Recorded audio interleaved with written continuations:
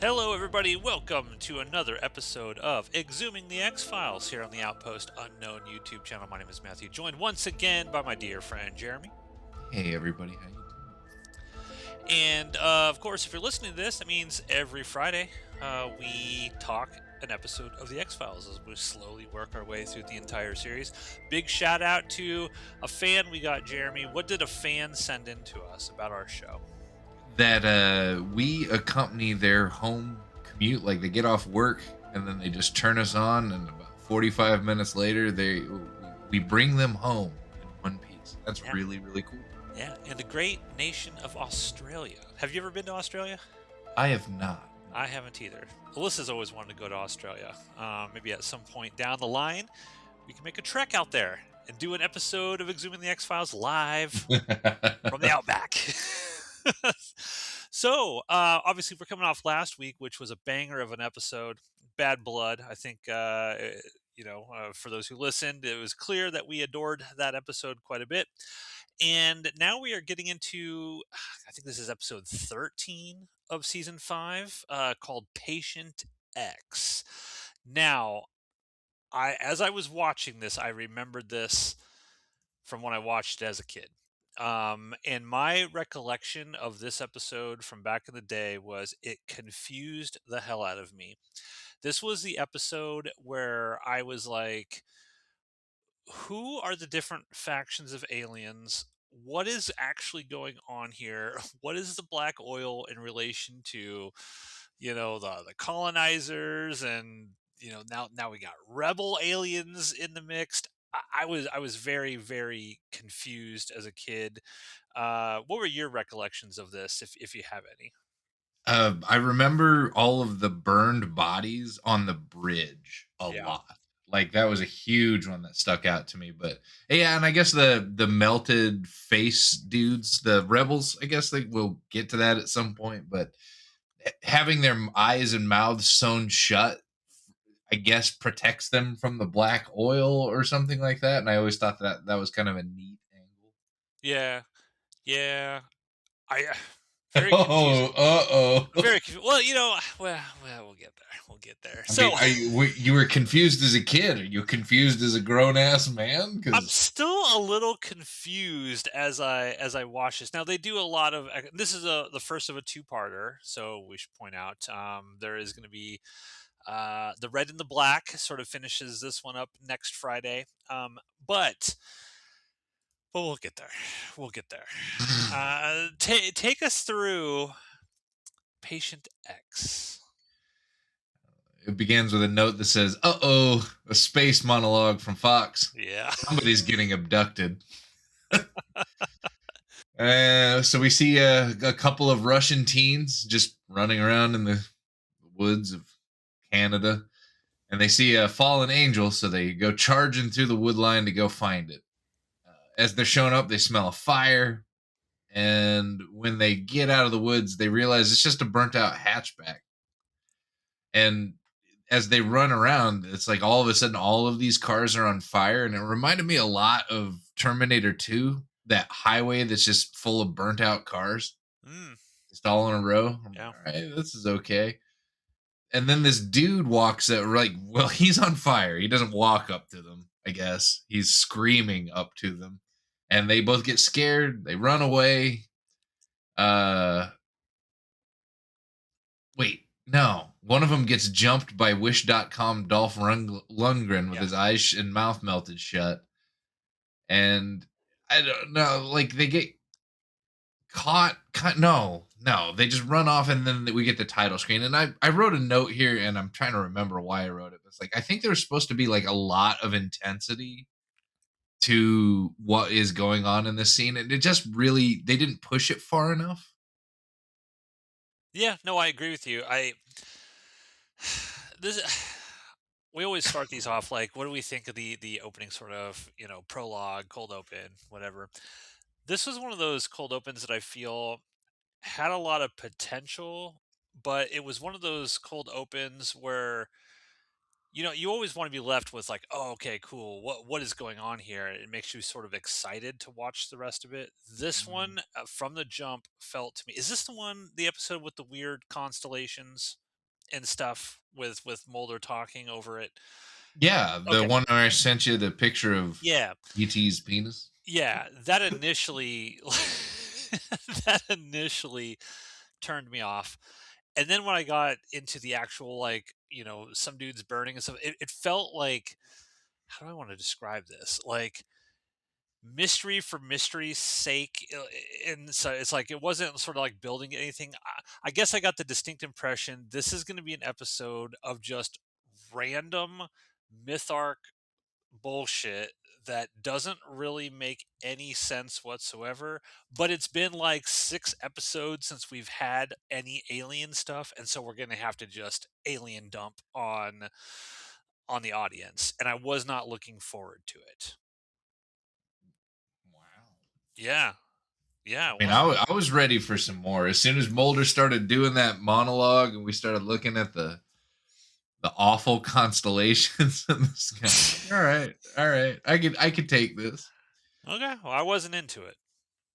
So after the title screen, the UN shows up with just normal hand fire extinguishers. I thought if they're gonna put out like a big ass fire, showing up with like fire trucks and stuff, probably would have made sense. We But got that didn't happen. Marita Kovarubius back. Remember Oh, the her? blonde, the lame ass blonde government liaison. Yep. She's there for no reason. And while they're going through all the cars putting out what fires are left, Krychek shows up. And he's standing there with a bunch of Russians just in the woods, like overlooking the area. And he finds the teen of the two from the that didn't get jumped by melted face guy at the beginning. Yeah. When did we last leave off with Krychek? I remember he got his arm cut off by those dudes in the woods. But have we seen Krychek since then? No, I don't Okay, think so so. Krychek. This is again another episode where it's like, okay, well, Krychek just randomly happens to be in the woods of Kazakhstan. Okay, we're just gonna roll with it. What I mean, he's clearly he's speaking Russian Yeah, and he's heavily accented, and it doesn't sound like he's just making it up. So, from an acting perspective, I respect the guy for going through the trouble sure. of Oh, learning the language and the nuances instead of just sounding like an American saying it. So, respect to him. It's just it should have either been one faction or another, and not both of the factions.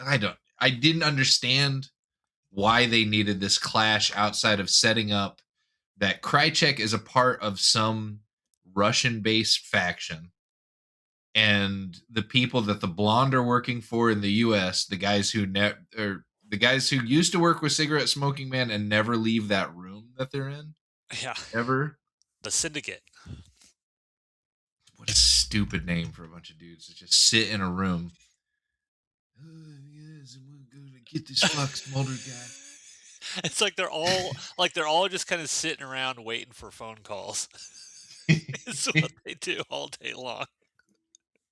Probably get paid really well to do it too.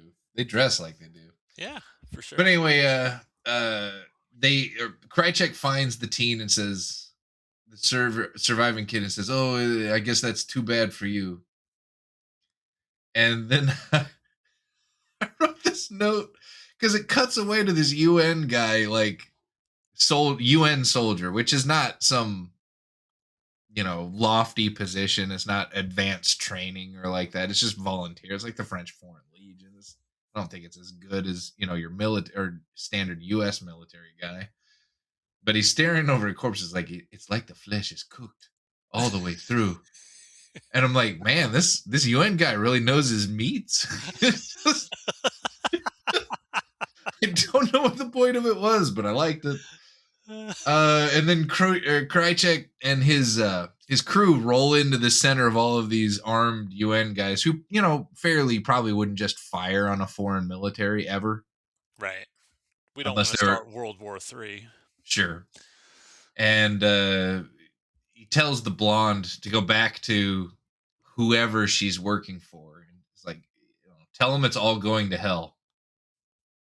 And then we cut from there to where we probably should have started the episode with there's this patient X person who's giving this testimony about aliens and how friendly they are and like her experiences, and then below them is a panel of experts talking about anywhere from psychologists to abduction people to eventually swing, like everybody is believing her, and then it swings around to Mulder, and Mulder just, you get, no, this is all government military stuff, like Yeah. none of this is real, it is all fake. And so it's just setting up furthering, Mulder is, I don't believe my sister was abducted anymore Yeah. storyline. It was actually pretty good. I liked that scene a lot. I think the scene is fine. I think that maybe I don't know, maybe I was just in a weird mood when I was reading this because we've been watching these episodes that are the non-alien episodes, and Mulder is basically Mulder in all of them. Yeah. And suddenly we get this whiplash back to this sort of myth arc stuff where I guess he's turned into a super extreme version of Scully in season one, where he just does not believe anything. His whole life has been built believing on all of this stuff, and with all the stuff that's happened previously in season five, and I understand why. You gotta send Mulder through this arc where he questions and doubts everything that he's believed in, only for him to come out of it. But I don't know, something about this kind of rubbed me the wrong way. I thought the scene was cool. I kind of like on the surface, I like the idea that Mulder's kind of, being the person that's the skeptic. But then we're going to see in an episode, just a couple episodes later, where he's like, no one's ever described me as a skeptic before, which I was like, yes, how about all of season five? I Yes. I think this sort of storytelling and what you're talking about, that whiplash, I agree that it's there, but I think that it still works better when you have the weekly episode and Yes. you feel the real time of every other television show that you had to watch that week. Your weekly catches, your Walker Texas Ranger every Wednesday, only on TBS or whatever fucking station it was on. But all of this stuff in your mind is happening in all these other worlds and shows that you're walking or watching throughout the week. And then we get back to Friday and we're watching this stuff. And it's like, okay, yeah, I vaguely remember that he was having a problem or a crisis with his sister weeks and weeks and weeks ago. And Yeah. it feels more plausible in that mindset. And I felt myself having to detach from the fact that I'm watching all of these in a binge worthy sort of way Yeah. to reconcile exactly what you're talking about Yeah. I think you're 100% right. And I don't think I've reconciled that yet. right. You're I ahead mean, of me, friend. I'm telling, or I feel I know where this is going, and I hate to say it because we've talked so much trash about these alien episodes in the last two seasons in particular, when they have the to be continued and the storyline that comes on the tail, like the second part wasn't that good. And I'm like, I'm gonna be just upfront with you, these two episodes that we're about to talk about worked for me because they were better than all the other kind of crap that we've been getting. It was one continuous, contiguous storyline. It felt like a lot of people did their homework to make sure that we were in the second episode, we were still talking about and resolving a lot of the shit that was set up in the first episode.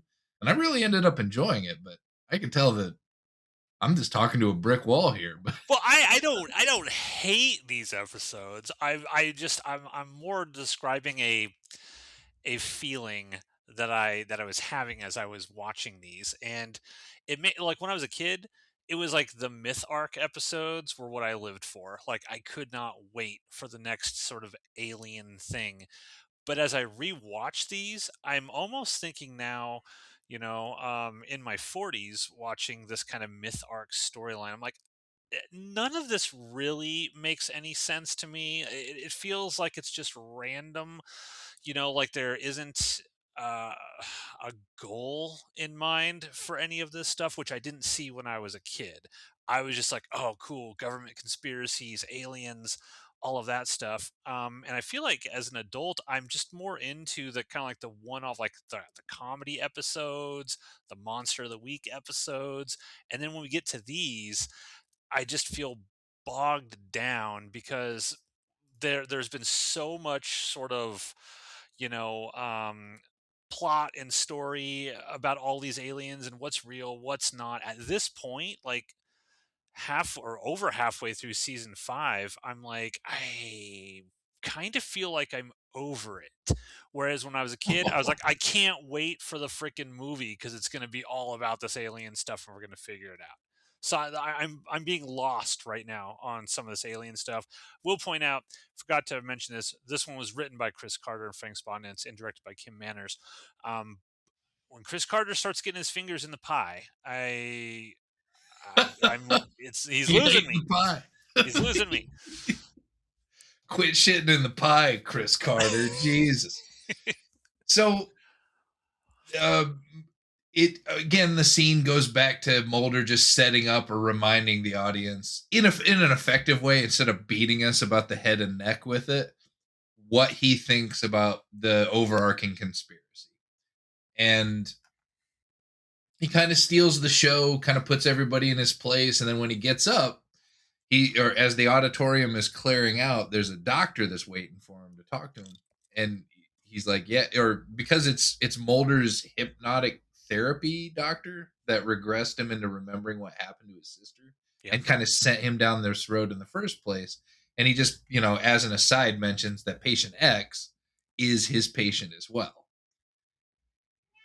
Yep. He's like, you really should talk. You really should talk to her. He didn't want to though. I mean, No, no, he was really resistant to the whole idea of even meeting that gal, but they he's do it anyway. resistant to most everything in these 2 episodes. Sure. There's definitely no jumping to wild ass conclusions right off the rip and just not letting it go. Yeah. What? Can you hear my cat Oh meowing in the yeah. background? Oh yeah. Hey, buddy. So, let me see. We go back to Krychek. They're in that gulag, and okay, I have to remember, and I'm not sure if I'm remembering this right. We've seen a Russian gulag with a bunch of people covered in chicken wire, having black oil dripped on them Yeah, yeah. in a previous season. Okay, I can't remember if that was like. Am I remembering? Well, they dripped it on Mulder at one point, right? Oh yeah. Okay, that absolutely did. Okay, so for some reason, Krychek is torturing this poor teen. Like And brutally so. yeah, and oh god, that shit was weird. But then this doctor comes in, and Krychek's basically ordering the doctor to run the experiment on him, and he doesn't want to. It's like, I will do it to prisoners, but I'm not going to do it to an innocent boy. And Krychek basically like threatens him into it, almost as though Krychek has the authority to just make this call no matter what this doctor has been told. Yeah, I don't But understand then, Krychek's like what is Krychek's role here? Like where is he in the hierarchy of the Russian government? Like right. what is he doing? Like I don't even understand why anyone's listening to him. Well, the doctor goes ahead and moves forward with it, but then Krychek has to straight up bribe the guard that accompanied the doctor in there with cash Yeah. to tell him you didn't see nothing. Like, okay, does he have the authority to tell the doctor or not? Is he just threatening that dude and paying off? It didn't make any fucking sense. No. So after that, the Hypnodoc and Mulder go and visit patient zero. Mulder is a celebrity to this girl because of Dwayne Barry. We get a call back to good old Dwayne Barry. Yeah. Should point out Yeah. that this actress who's playing Cassandra Spender, Veronica Cartwright, whose greatest role obviously is in Ridley Scott's Alien. Oh God! Remember that? So Mulder, she starts talking. She seems like fairly normal and not too flighty like we've talked to other abductees in the past. Yeah. She seems to have kind of her stuff together, and Mulder just straight tells her, he's like, you need to check yourself out of this place. You need to take care of yourself. And then she just starts saying some of the most like she comes across as nice, and then she starts saying some unhinged shit about aliens needing to deliver a message to all of humanity. And that's why they're coming. And he's like, Mulder's just like, what? No, that's even dumber than what I believed. Yep. He's having none of it. And we cut back to the poor teen. He's topless, stuck underneath that chicken wire. A hole in the ceiling opens up, and they just goo him with a bunch of black oil. And then the teen apparently escapes because somebody goes to check on him, and they find the doctor that didn't want to do anything to the teen in the first place hung himself. Well, I thought the teen was taken by the blonde. Like because she shows up at some point in this episode, right? Well, And it's she's just like, what it's meant to look like at that point. Is the "Oh, doc hung himself and the teen is gone. We don't know why. okay. And Okay." so it cuts to a boat leaving Vladivostok, and it has Krychek in it in 480p. I don't know why I wrote that as Krychek on it in 480p, bringing the teen a bucket of water, and all his holes are sewn shut. And he's Yeah. being told by Krychek at this point, like, I'm gonna take care of you. And it's he's like dripping water on his face. And then finally, at 19 minutes and 30 seconds in, we get Scully. Yeah. She's just walking down the hallway, just minding her own business, and some young agent like, "Hey, you need to go talk to your partner Mulder and stop talking to patient X because she's my mom and I don't want him talking to her." Yeah. I don't want to Okay. get a bad reputation at the FBI like Spooky Boulder. That guy, by the way, was the same actor who played the young version of Cigarette Smoking Man in the previous episodes. Because I was like, I've seen this guy before. And then when I Really? looked up the fun facts, I was like, oh yeah, apparently David Duchovny was just like, I like this guy, bring him back on the show. And so Chris Carter's like, all right, congratulations, you're now going to be Agent Spender. Well, I mean, they dedicated. Oh man, I hadn't even realized that, but now the pre-title of the next episode next Friday makes a whole lot more sense as to why they made that choice, Yeah. or just centered the episode around such a choice. But anyway, he or asks Scully instead of confronting Mulder himself to leave her alone. And to be fair, Mulder's like a foot and a half taller than this dude.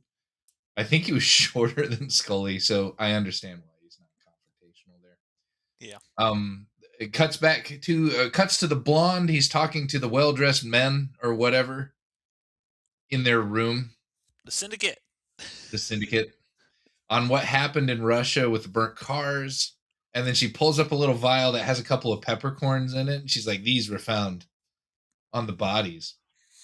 And they all start arguing about what it means. Like, what is going? It's like, this is not supposed to happen until the final phases. And the final phases aren't going to happen till for another 15 years. So who is like it almost seems like they're all worried about whoever the syndicate is working with on the alien side of this plan is doing things 15 years earlier than they had intended that they were Like they're colonizing the planet way sooner than they were supposed to. That's and she spills the beans that Krychek is alive, and they're all like, "Krychek, we'll have to find him."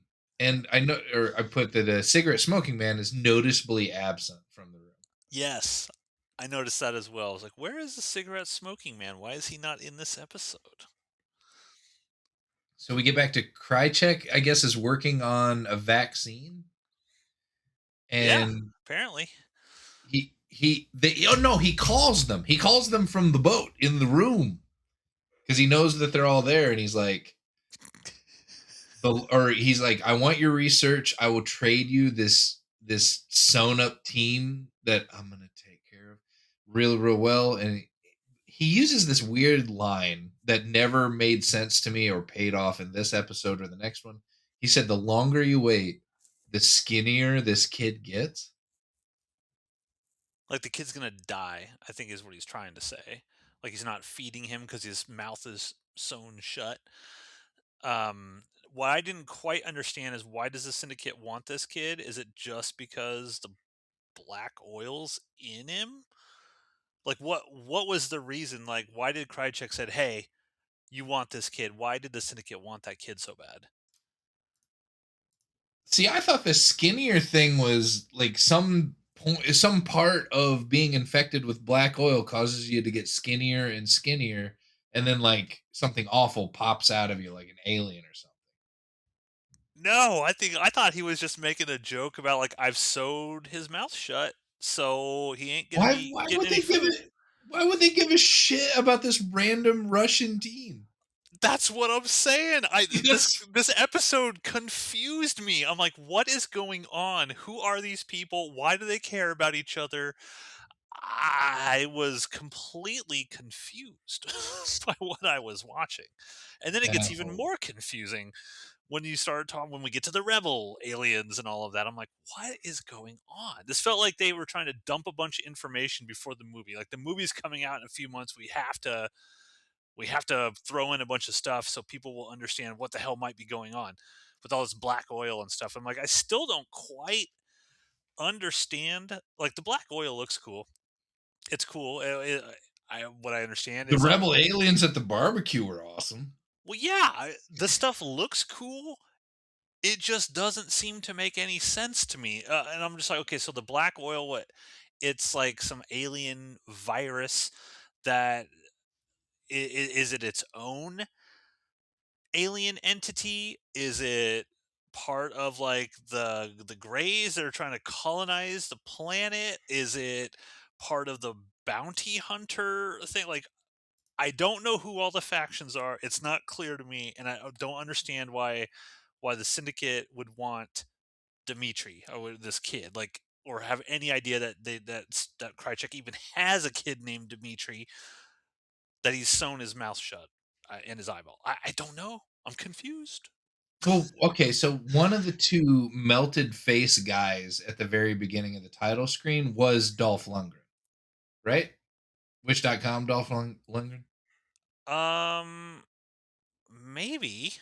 I'm real sure he was. I mean, even in 480p, I was able to see this guy.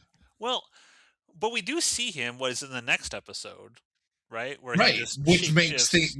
which makes me confused from that point on. But I'm pretty sure one of the two melted faces guys is him.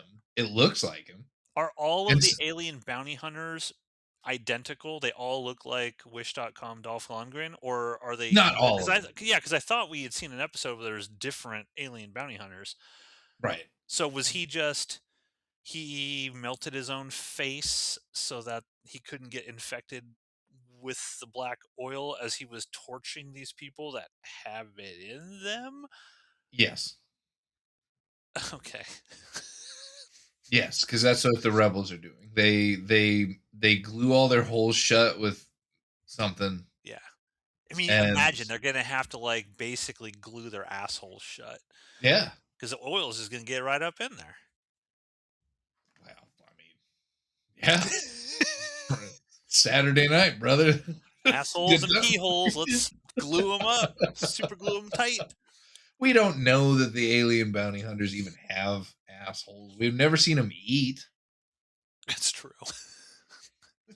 That's true. So, Do they so cover their ears? that's one thing I noticed they didn't bother doing. Okay. They didn't like burn up any of their ears or anything. The teen Continuity. kid had ear holes and stuff. So apparently it only gets in through the mouth, nose, or eyes. I don't even know if it gets in through the nose. We'll have to ask Chris Carter when we invite him on for an interview for the show. Tell me what holes can be used. Can the black oil squeeze up the urethra? Is that a way in? Fox sensors would tell you no, but I'm here to tell you yes.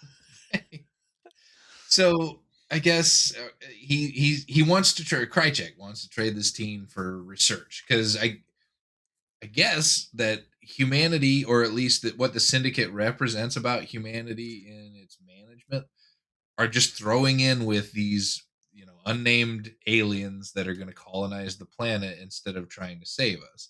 And this is the first they're hearing about an option as far as a vaccine goes or what is going on with all of these people being burnt out. So But Krychek wanted the research from them, right? yeah, Then why would it be the first time that they know about a vaccine? So this they is the did a first bunch time of they've talked research. about it. But again, I was confused. So the syndicate has a bunch of research about something, but Krychek knows about a vaccine that he's working on with Russians. Like, why wouldn't the syndicate already know about a vaccine if they've been doing research? I mean, they're in a Russian gulag in Yakutsk. You don't nobody working from the syndicate is like in there And yeah, they're all in doing the room stuff. together. That's right. Yeah, no, they're not leaving. And but you got to remember the time too. Like we didn't think that our government was capable of really penetrating the Russians or the Chinese. Like we certainly didn't talk about it back then, but those were our specters back in the 90s. Those were our enemies. Right. And But how does the syndicate not know about the concept of a vaccine if they are doing research about a vaccine? Isn't that what Krychek wants? He's like, "Give me your research." And then they're shocked that there's a potential vaccine. That's what I'm not squaring. I don't understand. I'm guessing that their work just hasn't provided answers as far as the vaccine goes. All right. I'll go with that. They just don't have, rooms full of chicken wire and dudes by the thousands to experiment on. It's always the Russians, man. Yes. So God, where am I at with my notes? Um Scully goes to poke fun at Mulder that he doesn't believe anymore. Yeah. Goes through the trouble of saying again, like maybe the second or third time since the shows began, to say out loud that she has become the believer and he's become the skeptic. And she remarks that it's kind of weird to feel Yeah. that I way. think she says something at one point. She's like, "I guess my work is done here. Have a nice life." Which I did laugh at. I thought that was funny. But Scully believes or wants to know or wants to believe that there's something happening because patient X was taken at the same mountain that Scully was taken. And I can't remember the name of this mountain Is because it I never wrote it down. Skyland or something? I'll look it Something up. like that. So hard cut to said mountain. There's all of these cars just back to back to back going up this windy mountain road, like the end of Close Encounters of the Third Kind. I thought that was kind of a neat little nod there Yeah. when everybody was going out to Death Mountain, Death something, not Death Valley. What is the name of that huge thing? Devil's Tower. Devil's Tower. That's it. Have you ever been there? I've not. Oh, it's incredible. You must How go. how Take the family up huge there. is it? Like, is it It real is big? it's very impressive. It's very impressive. And it's only like an hour-ish away from like the Black Hills and all the cool stuff you can do down there. It's just a quick trip over into Wyoming. It's fantastic. Go there. I will have to go because And they have alien stuff all over the place, like in the gift shop and stuff. Like I got a cool T-shirt of Devil's Tower, and it's got like a little UFO flying over it. They really embrace it. cool because that movie is responsible for a lot of my personal nerddom over the years. There's rumors that the new Steven Spielberg movie coming out, Disclosure Day, is actually a sequel to that movie, and it's a secret sequel that people will realize when they actually watch that movie. Okay, well, I hope it doesn't suck. I Yeah, hope it doesn't. Well, okay. I hope it doesn't leave me with the same taste in my mouth at the end of Blair Witch Project did. oh, I hate That that movie. did you? I hated it at the end, but up until getting to the end of that movie, I was really enjoying it, and then the end kind I hate that movie. Everything about it. Alyssa loves the Blair Witch Project. I of good hate it. for her. I like Despise it. Alyssa. So anyway, getting Oh, back so you're to gonna be like this show. that? Scully visits patient X, and patient X is like, "Oh, I know you from somewhere. I feel something is coming. We should go somewhere and do some things." Scully just showed up and said, "Don't take that implant out because your health is just going to go to complete shit." And then the patient said, or patient X says a bunch of weird kind of She's like, I would never take chosen it out. one. I can't wait to be abducted again. She's super into it. She can't wait. Yeah, she likes the probing probably, Yeah, and yeah, yeah. it's 2026, so get Probe it, away. girl.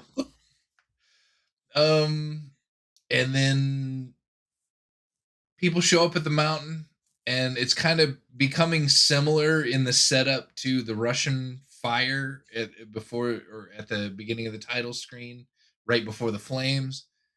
And sure enough, no asshole alien bounty hunters just show up and just start and just burned a dude while he was Yeah. shouting, "Help me!" Ah! And then It did. uh, um, Mulder shows up at the burnt scene, and there are a fuck ton of bodies everywhere. And Scully just states the obvious about what's going on, and Mulder just immediately still he's doing that. I'm not. He stubbornly refuses to jump to conclusions, which again out of character for Mulder. Yeah.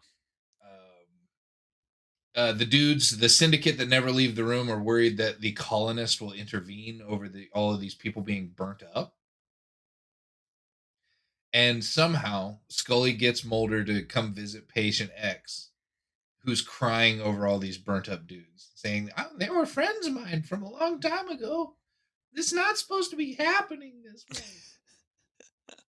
And then, yeah, okay. They have this conversation. I had to write it out. It's like, you have to stop it, Mulder. Stop who? I don't know. And that is Chris Carter. It had Chris Yes. Carter written all over it. And I wrote, it's like, yeah, okay, it's the same no answers bullshit we've been getting for 5 seasons. Yep. And then her son shows up out in the hallway, mad, and he starts telling them about the Hale Bopp comet cult that she's in. Yep. Like, there's a UFO. She's in a cult, and she thinks this UFO thing is gonna. And so they're like, yeah, well, okay, we won't bother your mom anymore. And then some Scotsman in a golf hat shows up and kind of stares at them and walks into a room. Like, okay, Well, he they was could. in the room with the syndicate, and the well manicured man like nodded at him, and then that's what do they call him? Like Quiet Willie. Oh, That's his name in the show. He's I, like the assassin. I didn't. I'll be honest with you. I didn't see him in the room. It's 4080p. It could have Oh, been okay. shrunk off the sides. He's there. Well, Trust me, he's there. In 1080p, not he's there. anymore.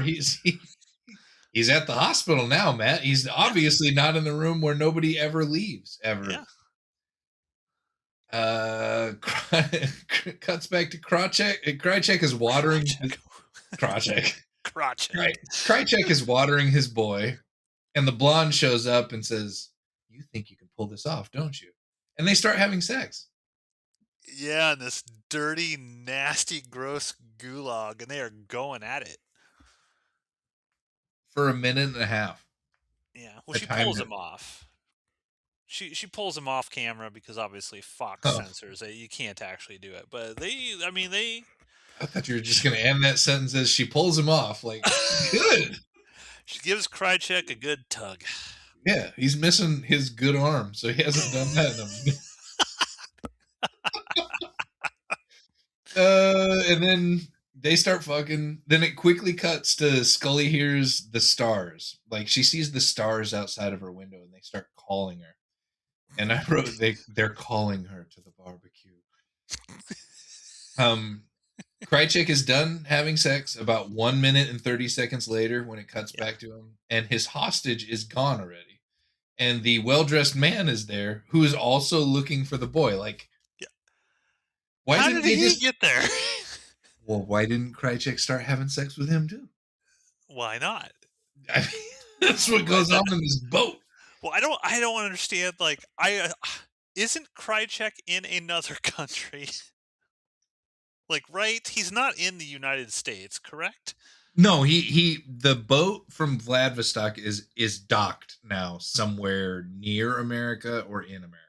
Okay, so maybe I'm also confused about the massive like time manipulation that this show goes through because at the beginning he's in like Kazakhstan, then he's on a slow ass tanker gulag ship, and he goes all the way across the Atlantic, docks somewhere within walking distance, driving distance of the well manicured man who then knows that Krychek is on this boat and magically appears a minute after Krychek is done sleeping with this chick, who also, in that span of 1 minute time, was able to smuggle this kid who's got his eyes and mouth sewn shut into a car, unbeknownst to both of those dudes, and drive away. That's what I'm supposed to buy? Is that what Chris Carter's selling me?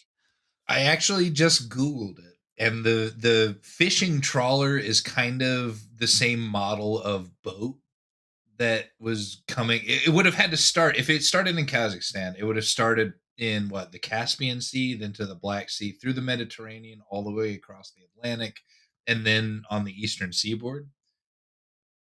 Those at highest speeds, those things do 14 knots, about 14 miles an hour. So You it's taken him like 8 months to get there? you could take a Brit like you can power walk faster than that, I feel. Yeah, Oh, time is not a thing, in this episode, and it bothered me greatly. amongst everything else. Yeah, it added to my confusion of what was going on. Mulder finds that all of the burned people from the original barbecue had implants in their neck. We find that the blonde stole the boy, like pulled off Krychek, and then stole the boy without him noticing. So apparently he took a nap or something. Yeah, I mean, it's been a while, he was tired. He took a quick 30-second nap, and in that period of time, she was able to smuggle Dimitri off of the boat into her car and drive away. But it this scene where the blonde like is in a payphone booth with the teen like locked up in her car with no face results in the coolest looking scene I Oh, yeah. feel in this whole episode because she's on a payphone, then she turns around and the teen is standing there and there is goo pouring out of this his eyeballs. Like it's gross looking. It Yeah. was so good. Yeah, and it's cool, like, even, like, in the shot right before when you see him in the car and you see him start, like, pulling at the, I guess, the stitches in his eye. I don't know if you could see that in 480p, but it looked No, I awesome didn't in see that. 1080p. No, I didn't see that much. I saw that there was goo coming out, and there was a lot. That was a lot of black goo coming out of that Yeah. kid's face. And so the phone call gets cut off, and then somehow Mulder just finds the payphone. And as he walks up to it, he sees in 480p. There's like either some bird shit or some cum like on the Like a window. snail trail. Yeah, it was gross. And so he goes into this filthy phone booth, dials *69 for you kids out there, uh, and he get the phone ends up calling patient X, and her son picks up the phone and he's pissed off, like, "Why are you calling my mom?" And then it cuts to a bunch of people are at the new barbecue that's up on the mountain, up on some bridge that Scully got called to, and they're just kind of staring at the sky. The teen there he is there, or the Russian teen is there, but his eyes are open instead of being Like, sewn shut. does nobody realize that that kid is walking around with a face that looks like ground hamburger. Like I was like, does nobody realize that? Like, wouldn't she be like, well, you need some help. Maybe we should. Maybe we should like take this kid at least somewhere. Someone should take him to a hospital because his face looks completely destroyed, and he's just walking around in the midst of all these people. They're all kind of acting like they're stoned. Even Scully was acting like she was stoned in that scene. Yeah, So everybody starts looking at the sky and they see a helicopter light like shine on them from the distance and they all stare at it. It's like, no, no, it's a big old triangular spaceship. And Scully actually sees a spaceship, like the entirety of it. The UFO flies over and then the barbecue begins. And yeah, then it cuts to this to be continued with a bunch of people screaming in the background. I kind of like that. yeah. Okay, yeah. So that's Patient X, the first part of a two-parter. Your thoughts? I am more forgiving of bad writing. I don't know. There were some things that there tons of loose threads are flying out everywhere suddenly. I understand how you feel about the exhaustion from it. I ended up just filling in a lot of the holes with my own interpretation of what they were trying to tell me, and that made it more palatable. I ended up enjoying it quite a bit because we got to see a bunch of cool stuff, and the black oil has always kind of been fascinating to me. We didn't have anything about bees. We didn't have anything about human clones. His sister didn't show up. The tanks for the rooms full of tanks full of floating bodies didn't show up again. We got new stuff, except for the boring ass syndicate men who just sit in a room forever. Yeah. So you overall liked it. Yeah, safe to say. Okay. I overall didn't like it. Um, again, I think that this was just way too much randomness. Um, it was just Chris Carter saying, you know what? Our target audience who watches this is just going to eat up everything. Everything. It doesn't matter. I could throw just bullshit out to them. And at this point, the X Files is so popular that they'll just eat it all up. And as a kid, I ate it up. I loved it. But again, watching it now, I'm seeing all of the problems with the writing of this. It reminds me. Did you ever watch a show called Supernatural? Oh, I did. Okay. Seasons 1 through 5 were great. Yes, that's what I was just about to say. Seasons 1 through 5. That show should have ended when Satan was defeated, when Lucifer was defeated. That show should have been over.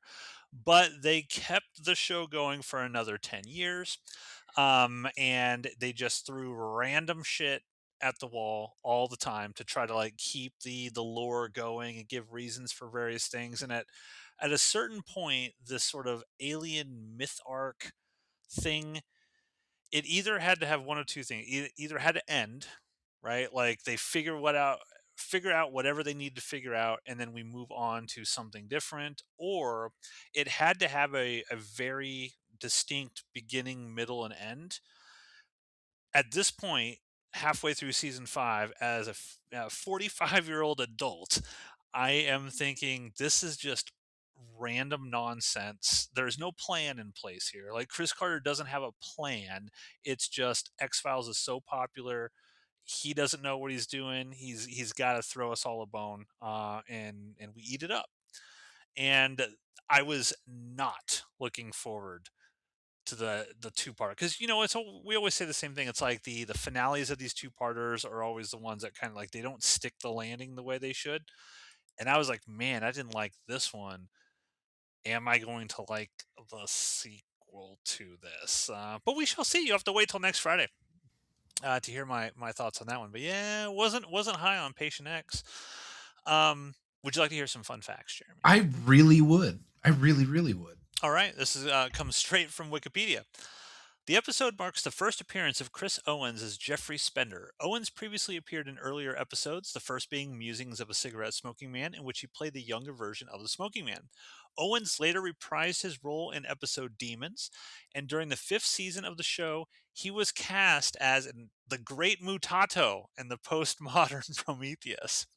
After his stint on The X Files, Owens attempted to get a job as a waiter in Vancouver to no avail. One day, however, he ran into series creator Chris Carter at a bar, who humorously told him, I didn't know they served guys with two faces here," unquote, a reference to his portrayal of the Great Mutato. Carter explained that David Duchovny had taken careful notice of Owens' acting abilities and requested that he return to the series in some capacity. Heeding Duchovny's advice, Carter created the role of Jeffrey Spender just for him.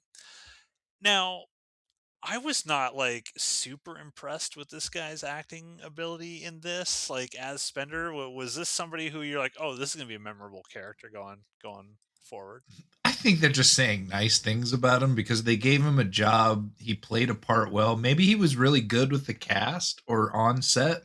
And then they found him at a restaurant, like serving tables. Like, no, I'm sorry, man. We could do better for you than this. Fair. Patient X also introduced the recurring character of Cassandra Spender, played by Veronica Cartwright. Rick Milliken, the series casting director, was very pleased with Cartwright's performance, noting, "She's got a voice that adds a little creepiness and a little mystery that I thought played really well. She was just the perfect X-Files person." And Veronica Cartwright would actually earn an Emmy nomination for her performance in this, strangely enough. I didn't think she was in it very much, but um and Nicholas Lee and Laurie Holden had to learn Russian for the episode, which, according to the former, was not hard. Holden and Leah worked diligently together to perfect their pronunciation, with Holden explaining, "We'd come up with these fun ways to test ourselves to know if we had really nailed it. Show tunes come to mind, but I also remember this one time my dialect coach had me call a Russian friend of his on his cell phone to see if he could understand me. I passed the test." Patient X was the first episode in which Leah was credited under the also starring tag alongside Mitch Pileggi and William B. Davis. Filming the scene with the burning camp was tricky, according to Kim Manners, as the production crew was forced to follow a number of limiting safety precautions. To light the fires in the episode, the crew made use of propane. Manners wanted the shots to be as close to the fire as possible, so they also used fireproof cameras. According to Manners, they used a $500,000 camera on a crane wrapped in asbestos and ran it through the fire. For the scene in which the alien rebels incinerate people, the production crew used a very dangerous stunt known as a full burn, in which a person is set on fire with the aid of a special suit. In total, the stuntman who performed in the scene was on fire for about 30 seconds, quite a long time by filming standards. And the set for the Russian Gulag was erected at North Shore Studios under production designer Graham Murray's supervision. The ship scenes were filmed at a warehouse in Vancouver. And when filming the syndicate meeting, Manners wanted Marita Kovar-Rubias to look as strong as possible, since this marked the first appearance of a woman in the syndicate meeting room.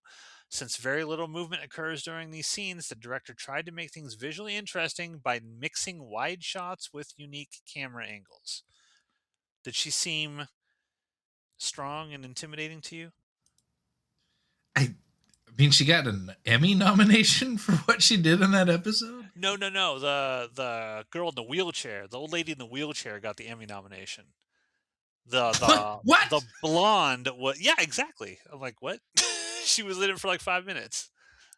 I'm talking about the hot blonde that was banging Krychek. Did she seem I strong mean, to you in that room with the syndicate? okay, in the or compare, she's just been a secretary really up until this episode. So yes, in everything that she'd appeared in, she had a much stronger role. Okay. And that's it, folks. That's all we've got for this episode Man! of Exhuming the X-Files. Hit that like and subscribe. Let us know in the comments below. Are you more on Jeremy's side here? This was a You good better episode, or are you on my side of the fence here, where I'm like, none of this makes any sense. This is just more Chris Carter trash. Tell us what you think. Tell us what you think. And then next week, next Friday, we'll be back with another episode of Exhuming the X-Files. We'll talk about the finale of this two-parter, The Red and the Black. See you then.